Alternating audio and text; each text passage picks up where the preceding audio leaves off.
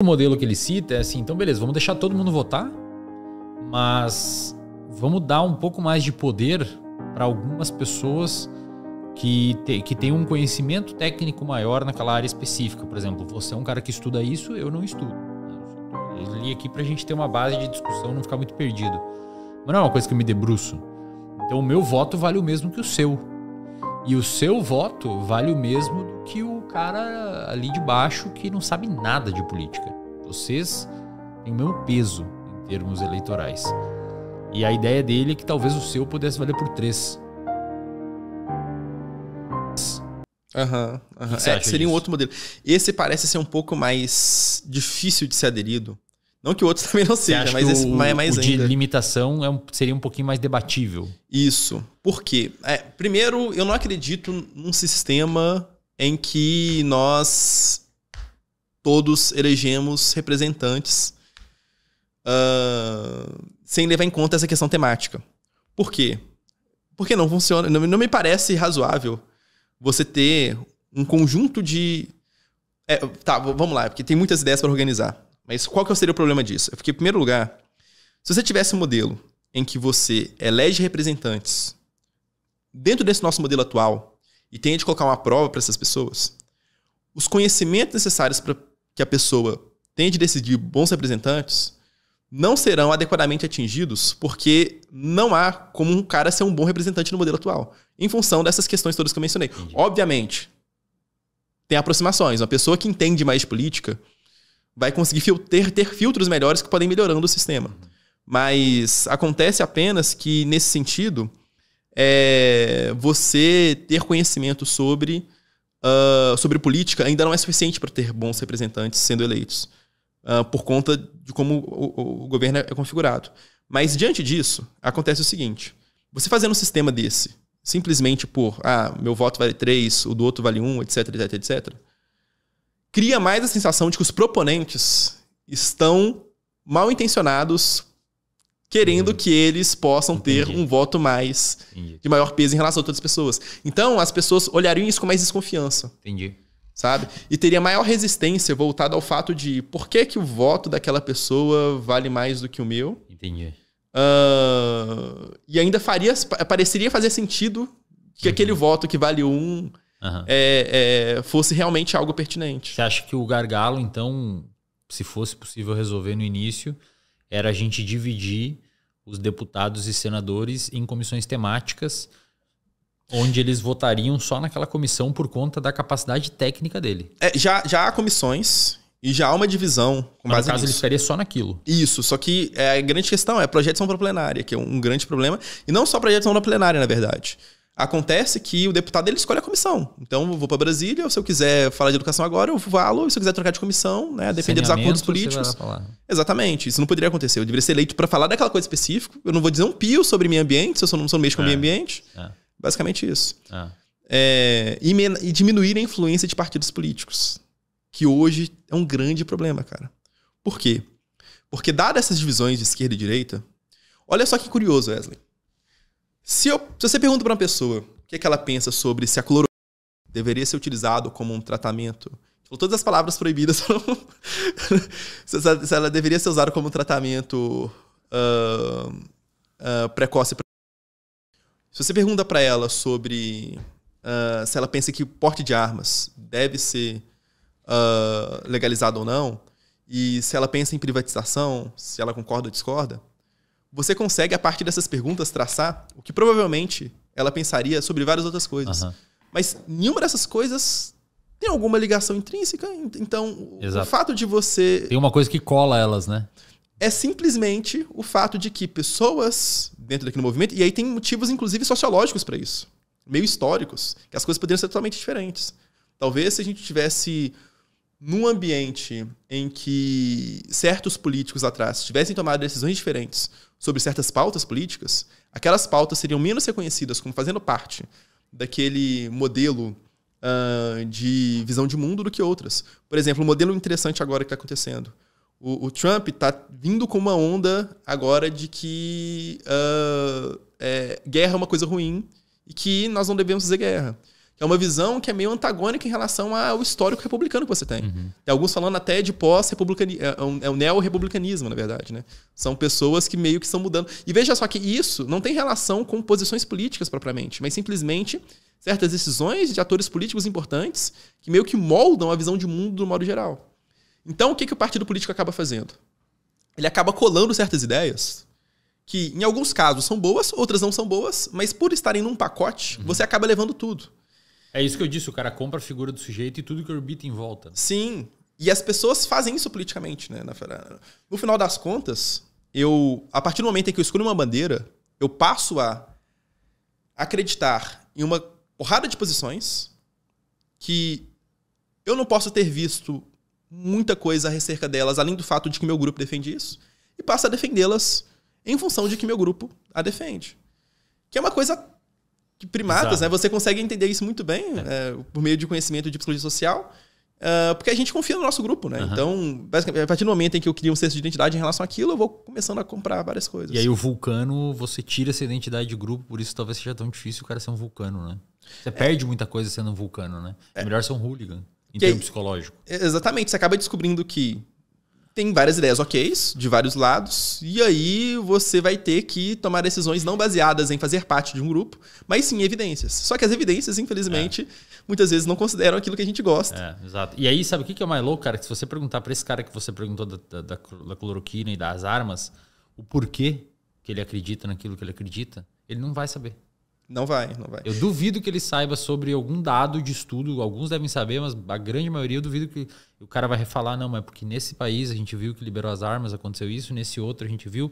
Aí olhando isso para o contexto de Brasil, o número de habitantes é mais, eu entendo, é continental. Eu duvido que o cara faça análise. E aí o cara, inclusive, vai ter um discurso, muitas vezes meio já pré-programado por algumas pessoas que atuam com canhões em redes sociais para fazer com que as pessoas fiquem militantes politicamente relacionadas a certas temáticas. Ele vai ter meio que decorado um discurso relacionado a isso, que ele próprio não entende a natureza das provas, aquelas coisas todas. Isso pegando nos bons casos ainda. Melhor dos mundos. E foi, inclusive, uma coisa que me fez acabar desiludido com a política depois disso tudo, né? Porque eu contei do Parlamento Jovem, percebi uma experiência... Eu tive uma experiência estranha relacionada a isso, a perceber que, olha, parece que a galera não tá meio sabendo as coisas que eu vi, que assessor, na verdade, muitas vezes atuava muito mais do que o próprio político. E que as decisões eram mais ou menos de fantasia, na verdade, em muitos casos, assim. E fantasia não no sentido de simplesmente as pessoas estarem malévolas, mas, de fato, elas acreditarem piamente de que elas estão tomando boas decisões, quando, na verdade, é muito mais uma simulação do que propriamente uma ação genuína voltado a embasamento com base em evidências, etc. Na medida em que eu fui militando politicamente, eu, na verdade, estava muito mais próximo do hooligan do que qualquer outra coisa. Você vai criando senso de identidade, né? Eu perpassei por várias bandeiras políticas, né? Fui filiado ao PT, atuei... depois, em outras fotos do seu aniversário que você postou no Instagram, você estava em cima de um carro de som do PT, com microfone. Liderei, sim, eu liderei as ocupações. Assim, né, eu atuei nas ocupações, né? E isso foi uma atuação muito marcante, porque na época da PEC 55, e aí mostra nos dados aqui, né? 2016 era o momento em que a galera estava mais acreditando em democracia, etc. E aí os dois lados desiludiram, né? Porque um lado que queria mudanças do Temer não conseguiram efetivar, e o outro lado, que queria uma grande transformação, também não conseguiram as transformações políticas tão grandes. Fizeram essas listas, sei lá, essas manifestações não estão ajudando muito. Mas, enfim, eu fui percebendo que, na verdade, muitas das coisas que eu estava pautando dizia muito mais respeito ao que o partido acreditava, ao que as pessoas da minha volta acreditavam, do que propriamente ter um domínio adequado sobre cada uma dessas coisas. E tem um grande teste aí pra você, se você quer descobrir se você é um vulcano ou se você é um hooligan. Senta com uma pessoa que você discorda em relação às ideias dela. E tenta apresentar pra essa pessoa exatamente o que ela pensa. Tá? Então, eu discordo de, sei lá, liberais. Senta com o liberal e fala, olha, o liberalismo acredita isso, isso, isso, de tal e tal maneira. E veja se essa pessoa concorda contigo. Tá? Se ela não concorda, se ela acha que você, na verdade, está adulterando em relação ao modo como você está apresentando aquilo, provavelmente está enviesado, está indo por um caminho meio Hooligan. Assim. Você tem que ser capaz de dominar as visões contrárias e aí conseguir apontar. Falar, olha, isso eu discordo, isso eu concordo. E eu percebia isso. Eu dominava, sabia muito de política, voltado para coisas que eu acreditava. Já decorava algumas visões meio deturpadas de visões anteriores, de visões antagônicas. E nisso acabava atuando politicamente assim. E aí eu falei, olha, eu tô na verdade me enganando, eu tô me auto-enganando em relação a isso. E aí eu primeiro assumi, olha, eu não sei de nada, não sei nada de previdência, não sei nada de educação, não sei nada de segurança, e eu não deveria ter posições sobre isso. Assim como você não tem posições sobre operar o coração de uma pessoa. Sim, exatamente. E aí vem um ponto importante, Wesley. Por que é tão pertinente eu vou incentivar aqui a não participação política sobre temas que você não conhece? Veja que tem várias coisas que nós acreditamos que nós não temos conhecimento direto sobre elas. Por exemplo, eu acredito no Big Bang, mas eu não sei provar o Big Bang. Só que, para temáticas desse tipo, existe um certo consenso entre especialistas que permitem com que você consiga arbitrar com base no argumento de autoridade. O argumento de autoridade é um argumento importante para a população e para a ciência também. Para a própria ciência. Nós não somos capazes de ter provas diretas sobre tudo. Por outro lado, temáticas políticas e outros tipos de temáticas em que há um dissenso entre especialistas, para que eu forme uma opinião responsável sobre elas, eu vou ter de dominar as provas e ter conhecimento específico sobre aquele assunto. Então, existem muitos formados em economia falando todas as coisas possíveis. É simplesmente apontar e escolher o especialista não é suficiente. Eu tenho de ter um domínio específico sobre cada uma daquelas coisas. Para áreas em que há um dissenso relacionado a isso. Eu não consigo, por opinião especialista, simplesmente acreditar, por exemplo, na teoria M da física. Porque não há uma convergência, tal como no Big Bang. Então, nesse sentido, a única maneira que eu tenho hoje de falar que uma medida política é realmente boa ou não é tendo conhecimento específico sobre aquele assunto. Então, apesar de nós divulgarmos muito que as pessoas deveriam participar politicamente, nós devíamos divulgar na mesma medida que as pessoas deveriam estudar mais sobre os assuntos e dar menos opinião. Porque essa é a tendência. Mesmo que você goste de política, mesmo que você goste de certos assuntos, a tendência é que você, caso seja responsável, fale muito sobre aquele assunto que você domina, mas silencie sobre coisas que você não conhece. Se as pessoas fizessem isso, já seria um grande avanço. Que normalmente eu acho que o cara que talvez seja o Vulcano, ele faz isso já. Meio que esse recado é pro hooligan, né? Sim. O Hobbit também já faz porque ele tá alheio, ele tá agnóstico à parada. Mas acho que o hooligan é o grande problema, né? O cara que se fecha hermeticamente dentro dos conceitos enviesados dele e propaga aquilo dali, né? E vou falar até pro Hobbit, em certa medida. Por quê? O Hobbit, ele tem que ter em mente que o fato dele não saber e não gostar não é um problema. Exatamente. É o que eu falei. Eu adoraria não precisar saber de nada de política. As pessoas têm... O que acontece? Célula. Quando a gente vê problemas desses, a gente não discutiu sobre isso. Esse era um ponto importante. Pode ter. Manda ver. Quando as pessoas analisam problemas como esse, de que as pessoas não estão sabendo as coisas que deveriam saber numa democracia, qual que é a saída de cara que todo mundo pensa? Temos que educar as pessoas. A ideia é todo mundo se tornar o Vulcano, né? Era a ideia que o Mill tinha. Exatamente. Como o Dias Zambrano coloca no livro. Nós tínhamos que ter uma sociedade racional para eleger representantes mais racionais. Ora, na prática isso não vai acontecer. E não tem incentivo, né, cara? Sim, por vários motivos, né? Não há incentivo para isso, para o indivíduo se tornar mais racional do ponto de vista político. Porque, como a gente falou, né, a decisão do voto vai pesar muito mais para as pessoas que não estudam do que aquelas que estudam. E, além de tudo, Wesley, isso é um ponto extremamente importante, nós somos indivíduos com interesses específicos que não são simplesmente manipuláveis facilmente. Imagine só que a gente queira mudar, novamente pegar aquele exemplo lá da aviação, né? A gente queira fazer agora a eleição de pessoas que pilotam avião, vai ser por eleição. E aí, basicamente, as pessoas têm que eleger os representantes. Não tem como fazer de outra maneira. Para você tornar todo mundo pessoas interessadas em aviação não é uma coisa tranquila, assim. Nós temos interesses específicos que não vão convergir. E que bom que é assim, na verdade. Eu não tenho interesse nenhum em, por exemplo, engenharia. Bom que tem pessoas que façam isso. Eu não quero aprender a operar ligamento cruzado anterior. Não é bom que tem gente que quer, entendeu? Não é bom que tenham pessoas com interesses voltados à epistemologia e filosofia. Vou cometer um crime aqui. As pessoas às vezes... Não, é normal, assim. Vão ter algumas pessoas que terão mais interesses. Obviamente, existem conhecimentos básicos. É importante que as pessoas saibam, em termos assim, de divulgação. É importante que as pessoas saibam como é que a Terra foi formada, conhecimentos importantes históricos, conhecimentos básicos de filosofia para gerar pensamento crítico, etc, etc. Mas o conhecimento especializado, que é o que seria necessário para o voto, o normal é que as pessoas não tenham, em grande parte, interesse, porque nossos interesses estão dispersos em várias coisas. Então vai ter sempre uma elite, na verdade, que vai estar interessada. E você quer fazer um projeto de engenharia social para tornar todo mundo interessado, é uma missão que parece muito mais difícil do que simplesmente deixar o voto na mão daquelas pessoas que realmente tenham competência e tenham interesse de atuar. Essa base que você comentou aí de filosofia e de sociologia e de conhecimentos de ciência para a galera ter uma noção de pensamento crítico, é teoricamente o que é teoricamente o ensino médio fundamental deveria dar, né? Ou Sim. Teoricamente deveria dar.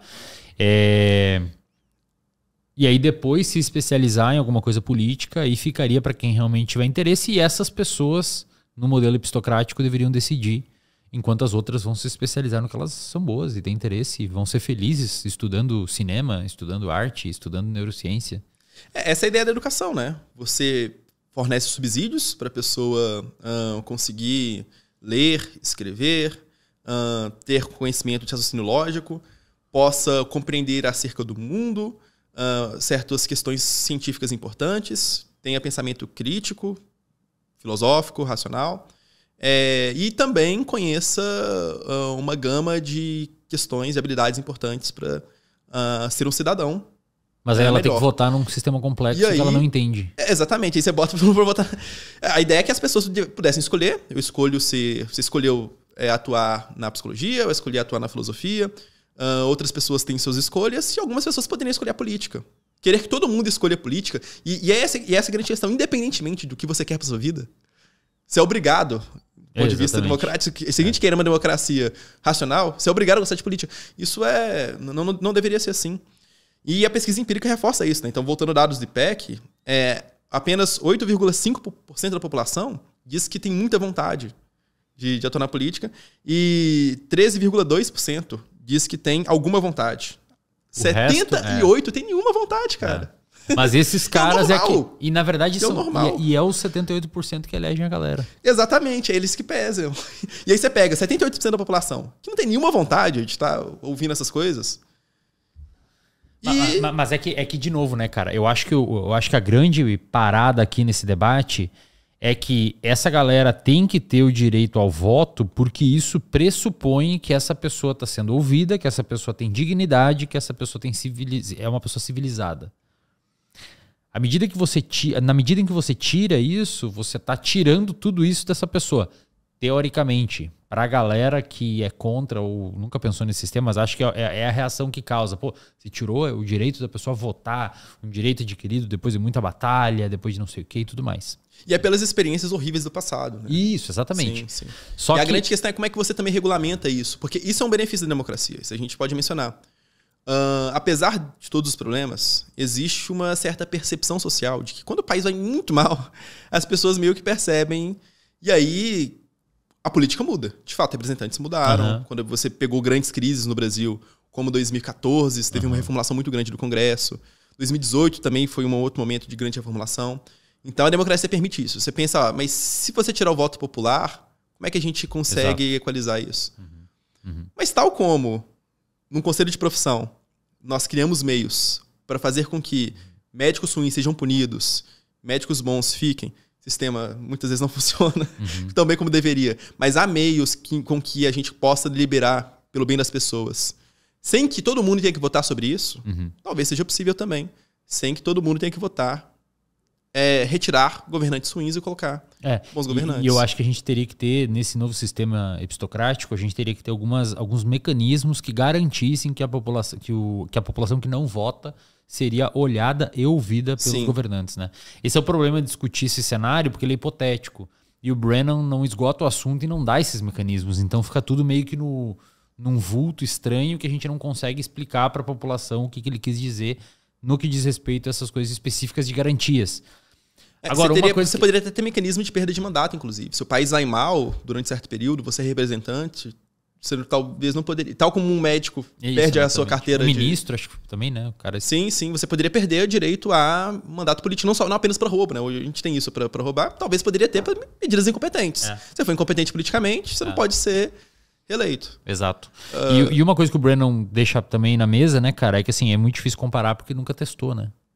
Isso é um grande problema. Ele fala, cara, como é que a gente sabe que é? Ele dá o exemplo do porco feio, do porco gordo, não sei qual que é lá. Você meio que olhou os dois e escolheu um deles, mas você não sabe se o outro é mais bonito ou não, porque você não viu, né? Novamente. E aí o que é importante as pessoas terem em mente em relação a esse podcast. O argumento final é o seguinte. Democracia não é intrinsecamente boa. Nós podemos ter alternativas. Tende a haver possibilidades na mesa de alternativas tanto de melhora da democracia quanto também de substituição do sistema. E aquilo que apresentar melhores consequências, né, ser um governo mais eficiente em relação a atingir os fins pretendidos, é o que deveria vigorar. Uma das alternativas é o modelo de epistocracia, a gente poderia ter outras. E aí a grande questão é que a gente precisa cada vez mais repensar nossos sistemas, né, e fazer com que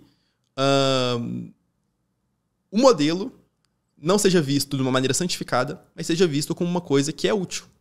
E aí, tal como um martelo é avaliado em relação à capacidade que ele tem de conseguir pregar um prego na parede e fazer outras finalidades, democracia é a mesma coisa. Perfeito. E aí, se a gente tivesse cada vez mais possibilidades de você conseguir fazer governos com outros sistemas, né? E aí é uma coisa muito difícil, né? Porque você está falando de uma coisa muito séria, você mexe com a população, você mexe com coisas muito delicadas, né? Mas é importante que a gente tenha, pelo menos, micro implementos em vários aspectos que possam fazer com que a gente consiga tornar o sistema cada vez melhor e atingir bons benefícios. Quando que você vai entrar na política? Pois é, mas sendo vulcano, isso desanima em alguns sentidos. Assim, mas você pensa em... eu gosto muito de trabalhar em instituições científicas. É uma coisa que é um grande prazer para mim. Política também seria um grande prazer, na verdade. Porque eu penso que o trabalho de conseguir representar pessoas e fazer atividades em prol do coletivo é uma coisa muito legal, uma coisa que encanta muito, né? Quem sabe, né? O futuro vai dizer daqui a uns anos. E com certeza esse podcast vai ser usado contra a minha candidatura. Exatamente. Exatamente o que eu ia falar. Uma das provas que talvez... monte de corte descontextualizado. Falou, cara, tem umas pessoas que não tem que votar. E acabou o corte. Pois é.